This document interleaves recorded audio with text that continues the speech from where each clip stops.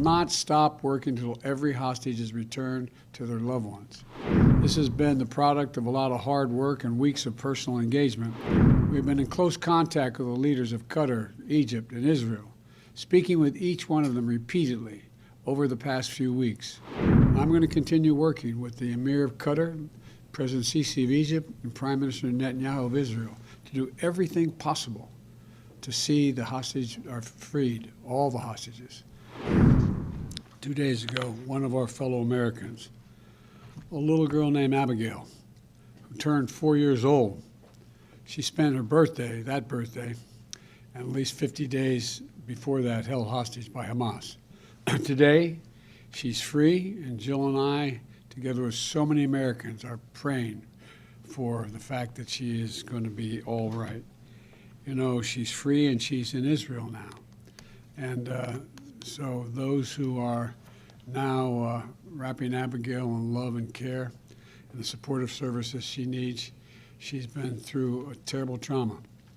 You know, her mom was killed in front of her when her kibbutz was attacked by Hamas terrorists on October 7th. Abigail ran to her dad then, who then was gunned down as well, while using his body to shield little Abigail. She then ran to a neighbor for help, where they were all taken hostage. That entire house of neighbors were taken hostage by Hamas and held for 50 days. What she endured is unthinkable. Abigail was among 13 hostages released today from Gaza under the brokered and sustained, though intensive, U.S. diplomacy. She's now safely in Israel, and we continue to press and expect for additional Americans will be released as well. And we will not stop working until every hostage is returned to their loved ones. As I said when I spoke about this deal on Friday, this has been the product of a lot of hard work and weeks of personal engagement for me and my team. We have been in close contact with the leaders of Qatar, Egypt, and Israel, speaking with each one of them repeatedly over the past few weeks to help secure this deal. We spoke again yesterday with the Emir of Qatar, who I owe special thanks to, in order to keep the hostage release on track and push for Abigail to be part of this release. And I'll be speaking again shortly with Prime Minister Benjamin Netanyahu, and we will continue to remain personally engaged to see that this deal is fully implemented and work to extend the deal as well.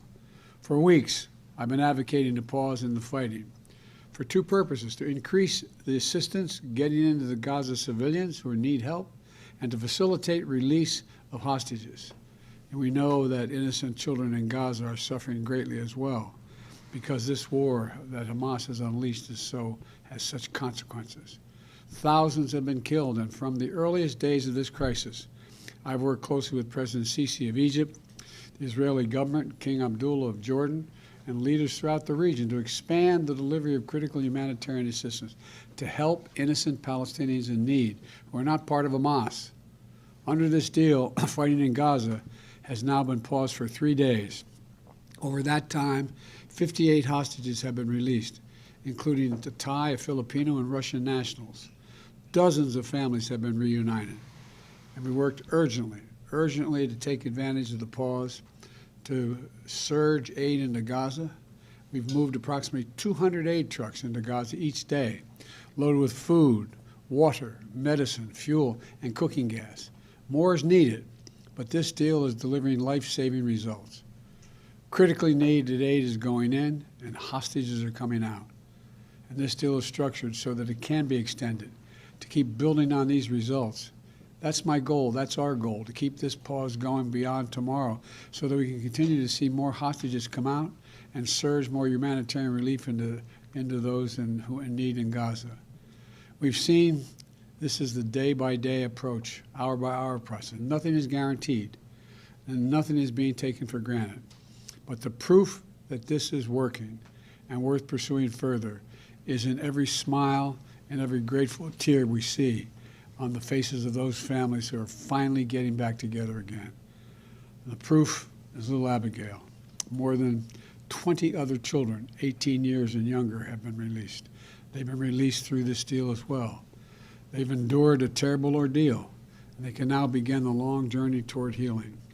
And I'm going to continue working with the Emir of Qatar, President Sisi of Egypt and Prime Minister Netanyahu of Israel to do everything possible to see the hostages are freed, all the hostages.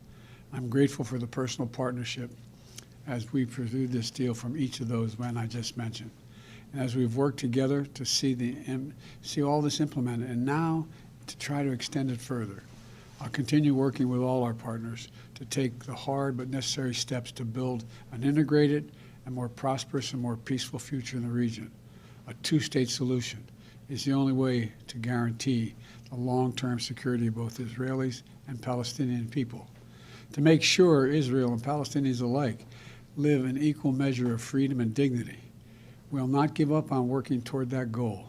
So thank you very much.